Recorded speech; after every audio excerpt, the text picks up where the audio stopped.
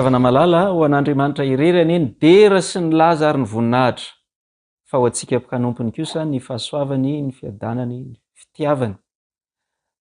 Manaraka n'izao fandarana izao indray isika noho ny fandaminany, ka dia inoko fa efa manana fo, saina, fanahy, vonona ny aino an'Andriamanitra indray isika rehetra. Andao hivavaka amin'Andriamanitra tsika mba hitenenany amintsika indray.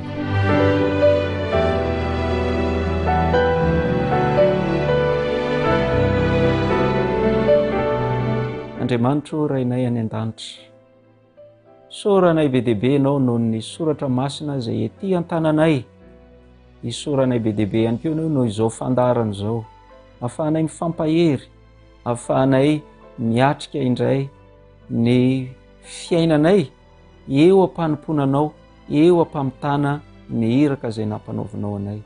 Ka dia mangataka izay Andriamanitro, mitenena aminay indray ianao androany, ary izay kosa ampio izay mba hoendry, mba handray amin'ny fahatsoram-po ny afatra izay omenao anay amin'ity androany ity.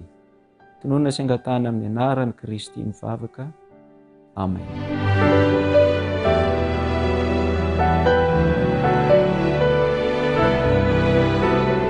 Ravana malala, ary ny tompo niara-niasa taminy, izany no teny mahafinaritra. Voalaza ny soratra masina ny amin'ireo mpanompon'Andriamanitra izay niara-niasa tamin'Andriamanitra dia tena Andriamanitra mihitsy no naneo fa niara-niasa tamindray Andriamanitra. Tamin'ny farantsika dia niresaka hoe tsy afaka hisolo ny toeran'Andriamanitra mihitsy isika eo amin'io fiaraha-miasa amin'Andriamanitra io, fa tokony mianatra tsara mipetraka eo amin'ny toerana izay tokony hisy antsika nametran'Andriamanitra antsika, ary mianatra tsara ny ametraka eo amin'Andriamanitra ny toerana maha-Andriamanitra azy, mahatompony ny asa azy, mahampamorona n'izao rehetra izao azy, ary izy ilay manao izay ahatonga ny olombelona rehetra mba ho isan'ireo vovonjy hiara-monina aminy mandritra ny mandrakizay asany zany. Fa isika ny anjara toerantsika dia fitaovana manaiky no ampiasainy eo amin'izay fomba tokony esantsika ho azy sy toerana esantsika ho azy. Manasanareo mba hanokatra indray izay voasoratra ao amin'ny Jaona 4:12 dia ny 9:10. Miresaka ny amin'ny Kristy, Kristy ilay niara-niasa tamin'Andriamanitra. Ahoana ny endriky ny fiaraha-miasa an'Andriamanitra tamin'ny Kristy, na marimarina koa dia hoe ahoana ny endriky ny fiaraha-miasan'ny Kristy tamin'Andriamanitra, tamin'izy olombelona tetỳ ambonin'ny tany, rehefa nandray ny tafiny maha olombelona antsika izy. Jaona 4:12 ny 9:10. Tsy mino va ianao fa izaho amin'ny ray, ary ny ray ato amiko? Ny teny izay lazaiko aminareo dia tsy avy amiko izany lazaiko izany, fa ny ray mitoetra ato amiko no manao ny asa.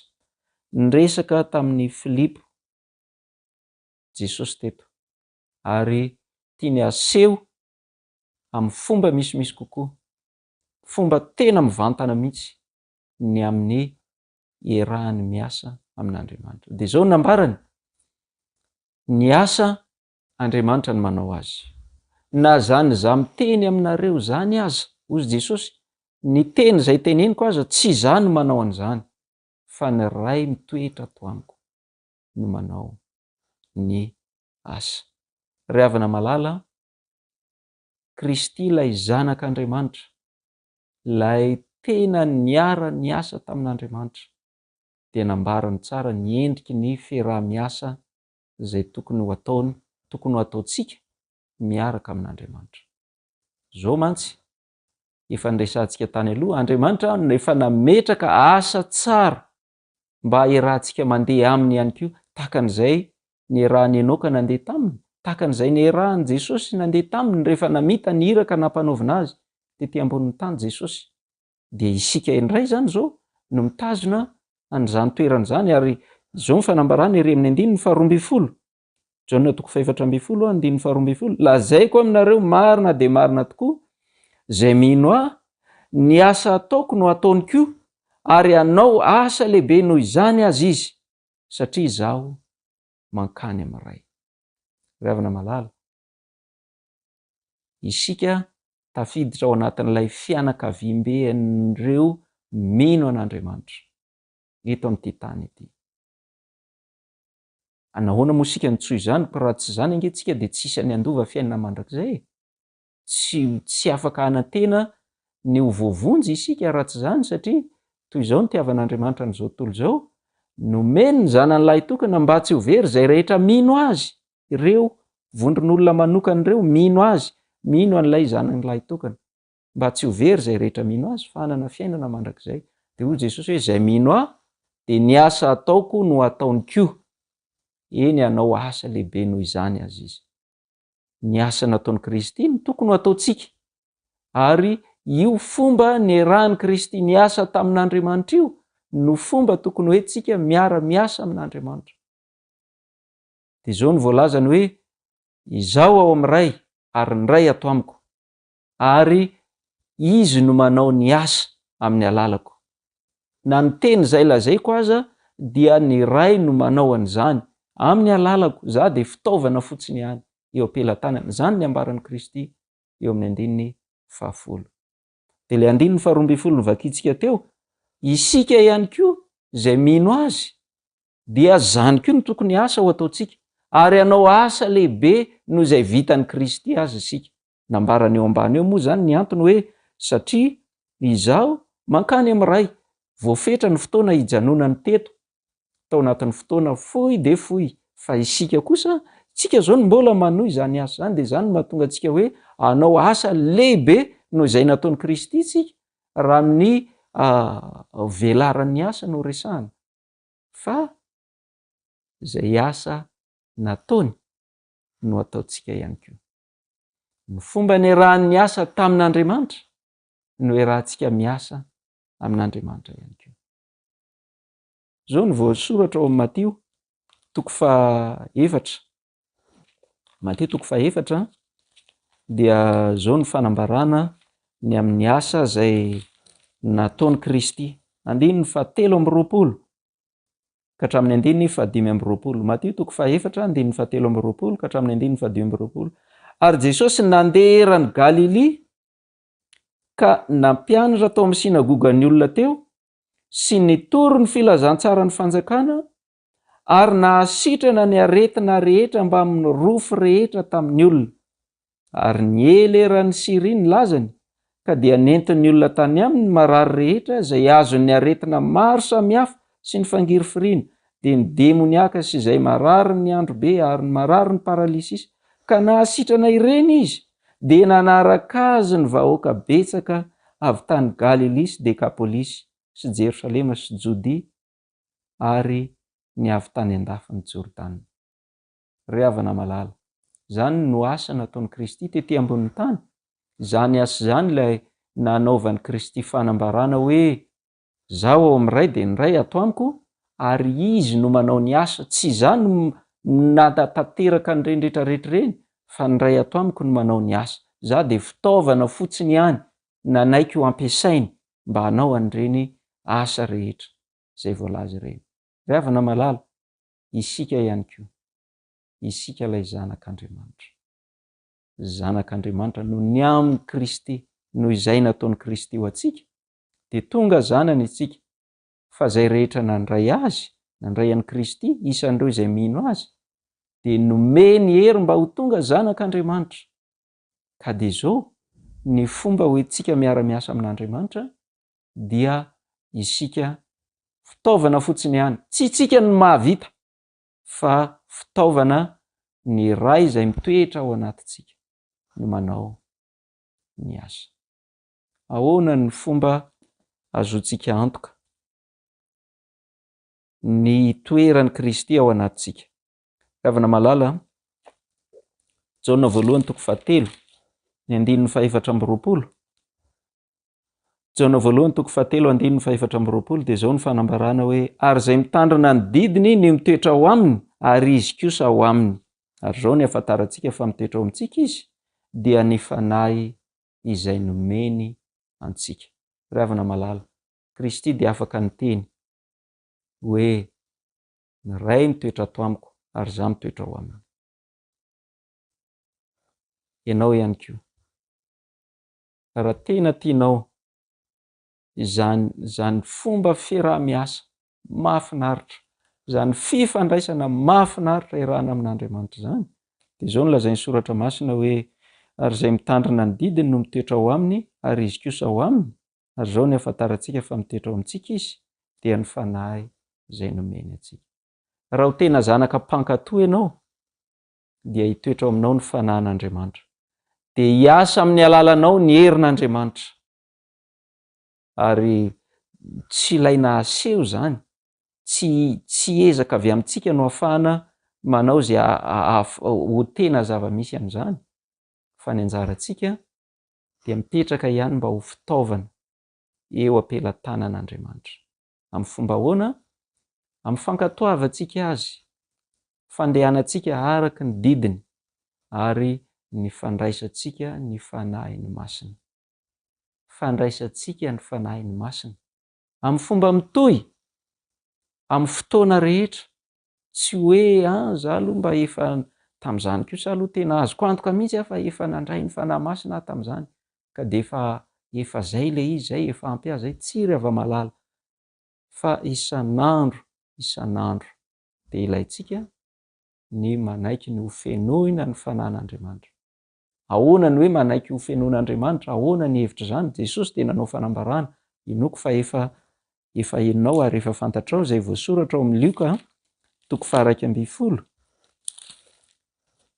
Lioka 1:12 de vakitsika manomboka amin'ny 9:7 ka hatramin'ny 9:13. Lioka 1:12, 9:7 ka hatramin'ny 9:13. Ary hoy izao aminareo, mangatà de omena ianareo, mitediava de ahita ianareo, dondony de hovoana ianareo. Fa zay rehetra mangataka no mahazo, ary zay mitady no mahita, ary zay mandondona no hovoana. Fa iza moa aminareo izay ray rangatahany zanany mofo no hanome azy vato, ary rangatahany hazan-drano no hanome azy mena rana ho solony hazan-drano, ary rangatahany atody ny hanome azy maingoka? Koa raha ianareo na dia ratsy aza malala hanome zavatsoa ny zanakareo, tsy maika va ny ray zay any an-danitra no hanome anareo ny fanahy masina ho an'izay mangataka aminy? Ry havana malala, mangataka ianao, raha tena hangataka aminy ianao, de handray ny fanahy masina, omeny anao zany, ho fenoina ny fanahy masina ianao. Lay teny fikasany hoe mangatà de omena, dondony de hovoana, tediava de ahita, tsy natao amin'ny zavatra rehetra hoe za zany zao mangataka vola zany zao ka dia satria hoe mangatà de omena de aleo angatahako le vola fa omeny azy zany. Tsiry ava-malala, ny voalaza eto dia ny mikasika ny fanahy masina. Mangatà ny fanahin'Andriamanitra de omeny ianao. Tsy hoe tsy azonao atao akory ny mangataka vola, efa voalaza hoe raha ohatrany nataon'i Kristy, azontsika atao ny mangataka ny zavatra rehetra eo aminy, fa ilaitsika kosa ny milefitra eo amin'ny sitrapon'Andriamanitra. Omeny anao ve zany sa tsy omeny? Zanak'Andriamanitra isika, de lazaitsika amin'Andriamanitra ny fanarin'ny fotsika. Ohatran'ilay zanak'Andriamanitra Kristy niantona teo amin'ny hazo fijaliana, de nisy vavaka nangatahany mazava mihitsy tamin'Andriamanitra hoe esory amiko ty Andriamanitra, mahavesatra loatra, esory amiko, fa napetrany tsara hoe kanefa aoka tsy ny sitrapoko no atao, fa ny sitraponao. Raha azo atao de esory amiko ty. De ohatran'izany koa ny tokony ataonao rehefa mangataka zavatra hafa amin'Andriamanitra, fa tsy mitovy amin'izany ny mangataka ny fanahy masina, fa voalaza fa mangatà dia omena ianao. Ry havana malala, teny mamy ohatran'izany no omen'Andriamanitra atsika. Eo am-panaovana ny asany, isika lay eo am-panaovana ny asa fanompona, miara-manompo aminy. Mahafinaritra ny Andriamanitsika, zay Andriamanitra zay miantso atsika mba hiara-iasa aminy, satria efa vonona izy ny hiara-iasa amintsika, mba hatanteraka eo amintsika n'ilay hoe ary ny tompo niara-niasa taminy. Ka dia tsika tsirairay zany zao raha anao ny asa fanompona isika, averina ihany, tsy zay asa fanompona tianao atao, fa zay asa fanompona etson'Andriamanitra anao. Lioka toko 4 andininy 412.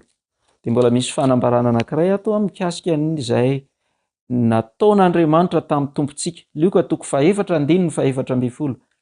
Ary Jesosy niverina tamin'ny herin'ny fanahy nakany Galili, de niely tamin'ny tany rehetra manodidina ny lazany. Ny herin'ny fanahy no nitondra azy andeha hanao ny asa mahamesy azy, andeha hanao ny asa mampamonjy ny olona ho afaka amin'ny fahotana azy. Ary de niely ny lazany, fantatry ny olona tokoa zany asa mahagaga ny tanterahan'Andriamanitra tamin'ny alalan'i Jesosy zany. Jesosy ilay nilaza hoe zaho ao amin'ny ray, ny ray ato amiko, ka ny asa zay ataoko de tsy zany manao fa ny raiko no manao ny asa. Ravina malala, azon'Andriamanitra ho tanterahana aminao koa zany fomba fiasa mahafinaritra zany. Ary ny soratra masina de milaza Jesosy mihitsy no niteny hoe anao asa lehibe noho izay nataony azy ianao. Anao ny asa mivelatra lavitra noho izay nataony Jesosy azy ianao. Hita ianao ny Andriamanitra mba ho isan'ireo zay miara-miasa aminy ianao, ny tompo hiara-iasa aminao ary ianao kosa hanompo azy amin'ny fifaliana. Hivavaka isika.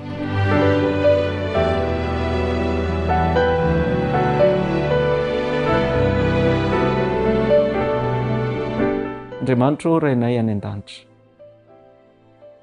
ampio zahay mba ho tena zanaka mpankatoa, ka dia hitoetra eo aminao ary ianao kosa hitoetra atao aminay. De ny asa rehetra zay ataonay de mba ianao no manao ny asa, arak'izay tariny fanahinao masina anay, arak'izay ampiasanao anay. Andriamanitra, fanarinay lalina miredareda aty am-ponay, zany hoe ianao mihitsy no tena miara-miasa aminay, ianao mihitsy no mampiasa anay, izay kosa de mahita fifaliana eo amin'ny fanomponanao. Engany Andriamanitra mba ho tena zava-misy eo amin'ny mpiaino rehetra zay manaraka an'izao fandarana izao zany, mba ho tena zava-misy eo amin'ny mpanomponao, eo amin'ny fiangonanao rehetra ne izany, ka dia ho samy araka hanompo anao amin'ny fifaliana izay rehetra. Misy ny fekiana, misy ny zavatsarotra, eny na samy eo amin'ny fiangonana aza dia mety hisy ny vary sy ny tsiparofary miara-maniry eo, fa izay rehetrareto Andriamanitra, angatahako ianao mba hiasa aminay. Raha sanatria nisy tsy tena nanompo anao tamin'ny fonay sy tamin'ny fifaliana izahay, de mbola fotoam-pahasoavana zao, mbola afaka miova. Ovay izahay Andriamanitra, amboary izahay mba ho tena mpiara-miasa matoky aminao, de hanompo anao amin'ny fifaliana amin'ny andro sisa rehetra zay mbola omenao anay, na ho vitsy zany na ho lava. Angatahako amin'ny anaran'i Kristy nivavaka. Amen.